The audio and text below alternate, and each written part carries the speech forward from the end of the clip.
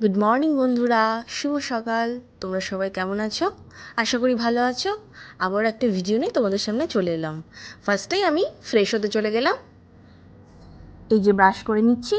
আর আগের দিনের ভিডিওটা তোমাদের কেমন লেগেছে প্লিজ আমাকে লাইক আর কমেন্টের মাধ্যমে জানিও। আর প্লিজ ভিডিওটা শেয়ার করে দিও।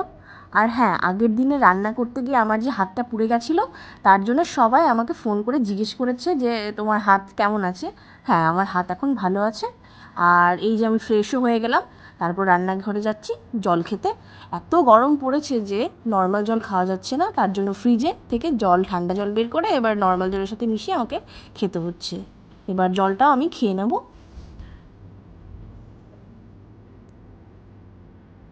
এরপর জল খাওয়া হয়ে গেলে আমি স্নানে যাব।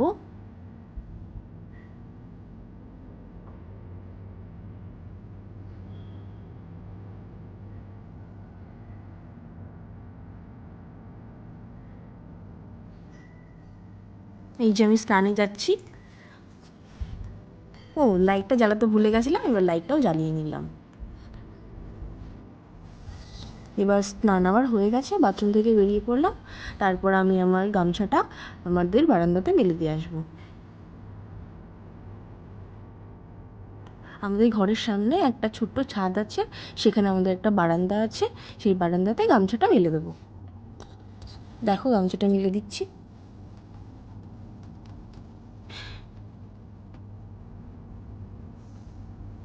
এরপর আর কি, আমার প্রতিদিনের যা কাজ সেটা আমি করব। ঠাকুর ঘরের সব কাজ করা। আমি এবার ঠাকুরকে প্রণাম করে ঠাকুরকে জাগাবো। দেখো আমাদের ঠাকুর, এই যে আমাদের ছোট্ট গোপালকে মুকুট পরিয়ে দিচ্ছি। রাধাকৃষ্ণের হাতে বাঁশি তুলে দিচ্ছি। আর গোপালেরও একটা ছোট্ট বাঁশি আছে, সেটাও গোপালের হাতে দিয়ে দিচ্ছি।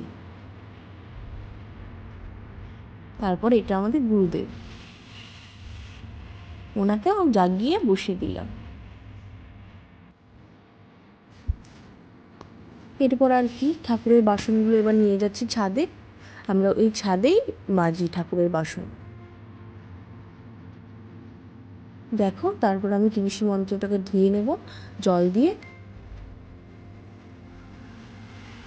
এত রোদ পড়েছে, তুলসী গাছটা শুকিয়ে যাচ্ছে, তাই তুলসী গাছে প্রতিদিন জল দিই। তুলসী গাছটাও ধুয়ে নিচ্ছি সুন্দর করে। তুলসী গাছও আমার ধোয়া হয়ে গেছে। তারপর ঠাকুর ঘরে যাব, ঠাকুর ঘরটা মুছতে।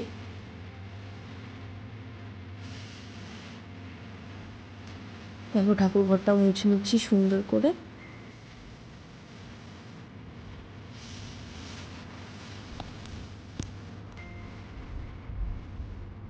ঠাকুর ঘর মোছাও আমার হয়ে গেল, প্রায় শেষ।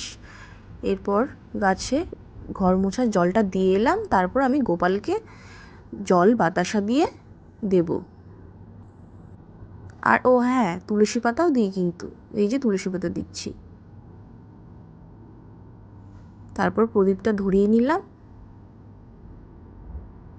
এবার গোপালকে আরতি করে নেব, ব্যাস আমার সকালে এইটুকুই কাজ।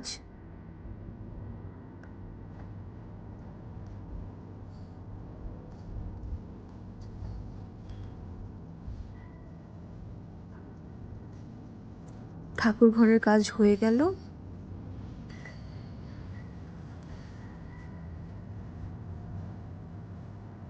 এবার ঠাকুরকে প্রণাম করে নিলাম। এবার বেরিয়ে পড়লাম ঠাকুর ঘর থেকে। তারপর যে বাসনগুলো রেখেছিলাম সেগুলো এবার ধুয়ে নেব।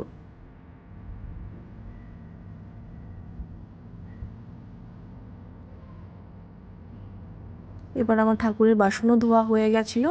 সেই ভিডিওটা আর দেখালাম না, সব ভিডিও তো দেখানো সম্ভব হয় না, তাই সেটা আর দেখানো হয়নি। এইবার আমি চুলটা আঁচড়ে নিচ্ছি। ঘরে চুল আঁচড়াই না, ঘরে ভীষণ চুল পড়ে বলে ঘরে চুল আঁচড়াই না, ছাদেই চুল আঁচড়াই। এবার আমার চুল আঁচড়ানো হয়ে গেছে। আর হ্যাঁ, 3 তলার ঘরে আমার ঝাঁটাতে মনে ছিল না বলে পরে আবার এসে ঝাঁটিয়ে দিয়ে গেলাম। এই ঘরটাও ঝাঁটিয়ে নিলাম।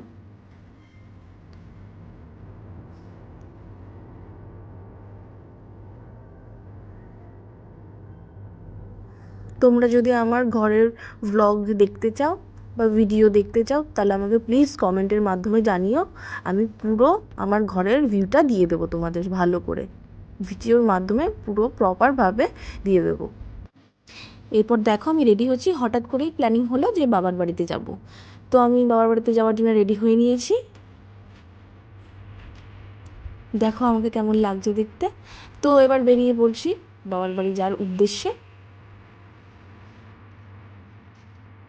তারপর আমি এবার আমাদের যে গাড়ি থাকে যে ঘরে, সেই ঘরে চাবিটা খুলছি।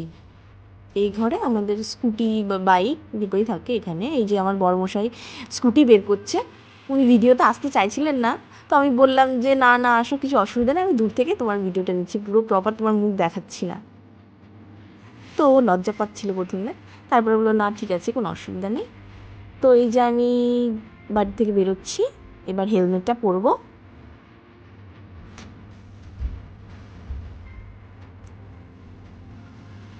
বাবার বাড়ি যাচ্ছি বলে খুব আনন্দই হচ্ছিলো, তাই জন্য হাসছিলাম। এই যে গাড়িতে উঠে পড়লাম। এই ভিডিওটা নেওয়ার দায়িত্ব অবশ্য আমার শাশুড়ি মায়ের ছিল, পিছন থেকে এই ভিডিও ক্লিপটা নেওয়ার। তো আমরা বেরিয়ে পড়ছি আমার বাবার বাড়ি যাওয়ার উদ্দেশ্যে। এই দেখো রাস্তায় আছি, এটা আমাদের NH-34 রোড। দেখো প্রকৃতিটা কত সুন্দর লাগছে দেখতে, চারিদিকে সবুজ আর সবুজ, ভীষণই আনন্দ হচ্ছে। যাই হোক ভিডিওটা আমি এখানেই এন্ড করছি। আশা করি তোমাদের ভালো লাগবে আজকের ভিডিওটা। প্লিজ এই ভিডিওটাকে লাইক আর শেয়ার কমেন্ট দুটোই করে দিও। টাটা।